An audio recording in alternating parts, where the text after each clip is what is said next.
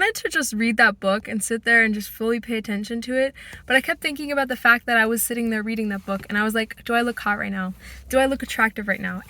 Is this the aesthetic that I want right now? And am I giving off what I want to give off? And dude, it was so annoying. I was just trying to read those words, and they're really difficult and big words, and I'm trying to process that.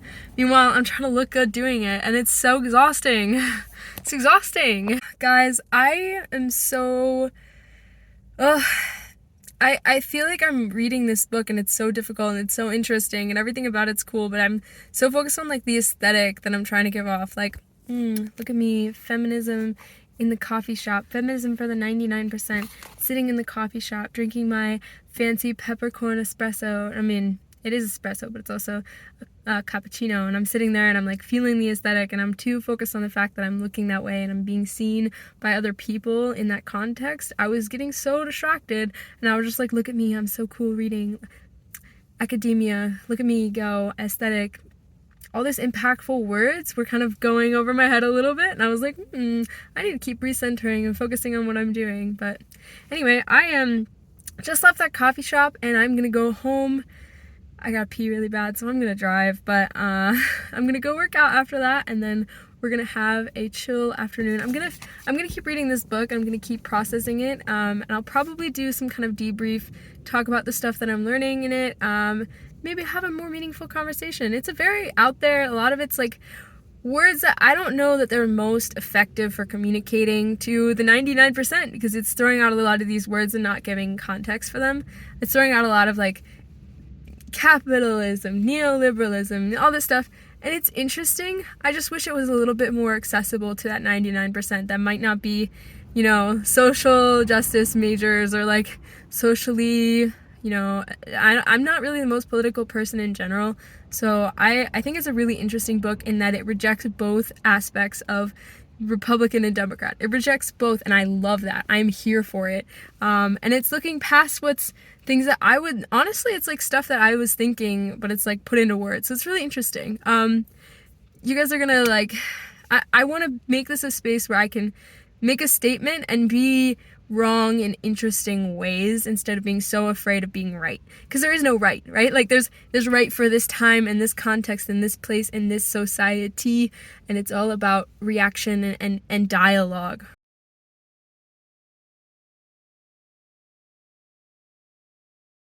with other people. There's seasons for a reason, there's interactions for a reason, and maybe for right now this is where I'm leaning. This is not a permanent circumstance, right? This is not my identity. This isn't something that I'm wrapping myself up in. It's just something that I'm learning about so that I can expand my worldview and listen to new voices and be more empathetic with more people. Because I wanna reach the 99%, if not 100%, especially with design, especially with other concepts. This should be accessible. It should be a space for dialogue. And I gotta go because I want to get home in time. So I will be chatting with you guys later, and see you later. I have just had an idea for this whole podcast series. I'm thinking of starting with my sister and interviewing other people I care about, and asking them about their lives. I am pulling together some resources for the logo design, and I'm pulling from plant roots. I'm pulling from hiking trails from space, like topology stuff. I'm pulling from brainwaves, so the different kinds of brainwaves.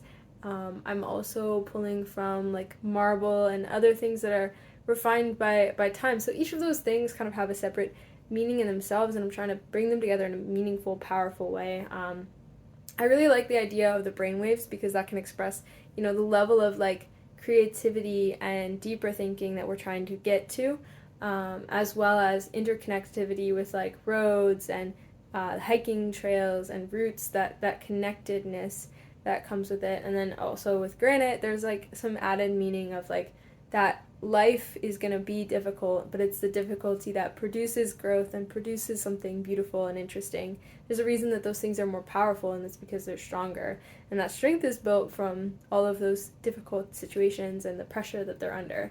So those are some of my thoughts initially. I am going to do something a little more abstract with this, lots of line arts and something really simple. I also really love glitch typography, so I would love to incorporate that somehow, but I'm not really sure how to do that in a way that feels accessible and interesting, because I want people to click on the video because it's something that they can apply with their own life, and something that looks like something they would want to see. So I wanted to keep pretty accessible and a little bit more playful than just doing something really scientific, because that's what I can kind of tend towards as far as aesthetics. I'm like, oh, this is so attractive, I love that. So if I can somehow make it a little bit more playful, I might do handwritten rather than doing something overly complex with glitch text. I think accessibility is important, but also realism with like, oh, I want to learn how to do the glitch text so bad, so it will be a really fun process, but realistically, how long is it going to take me, and am I going to be able to sustain the energy it's going to take to push that through? I also would love to record an introduction for the whole like podcast series soon before I get home. I'm gonna record that first few episodes with my sister on topics that we're interested in. I don't want to run out of content, but there's nothing, like there's no running out. There's so much information in the world and so much that I'm constantly learning. It is gonna end up being redundant because I'm gonna be drawn to the same kinds of things over and over. I'm thinking the way that I think. My own experiences are gonna kind of guide the interpretation, guide the conversation. So I'm trying to bring in different people who have different lifestyles, different backgrounds, different beliefs, and have meaningful conversations about topics that we don't always have time to talk about. I know that in my own life, I can tend to be that person who talks about like those deeper questions. When I'm having like a one-on-one conversation with someone, it'll often come up beliefs about like spirituality and, you know, death and grief and other things that are difficult. So that's overall the goal for it. I've named it The Art of Being, and then as for each episode, it's going to kind of build on that idea of the art of being, like in one case it might be patient, the art of being, you know, and then put their name in too, like the art of being Catherine if I'm interviewing my older sister, or things about them, like the art of being a mother, the art of being, you know, this, and this. So that is like the overall concept, and all of it's art, right? Like all of it is expression, all of it is meaning, and I want to be able to show that beauty in the everyday by interviewing everyday people who have experienced, you know, their own unique stories and their own unique lives, and bringing light to that, not always the people who are successful and amazing and out there like are the top 10% performing. I want to interview that 99% so that those people can see how we're all connected, and that idea of all of us are living, are making art, and are breathing and doing things. It's all art. It's all beautiful. So all that to say, I'm very excited about this project, and I am a little bit like over ambitious. As always, I'm over ambitious, and I'm excited about trying to like get some more thoughts out there. So that is currently where it's at. I will check in later.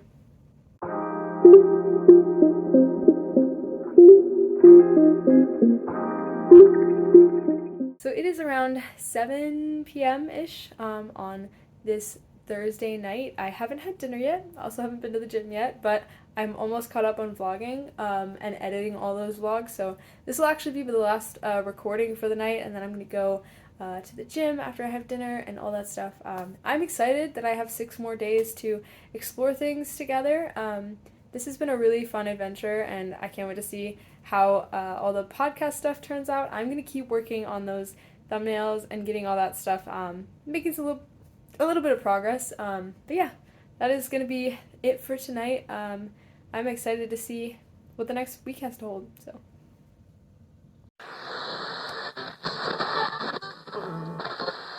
Man, something like snapped back into place emotionally.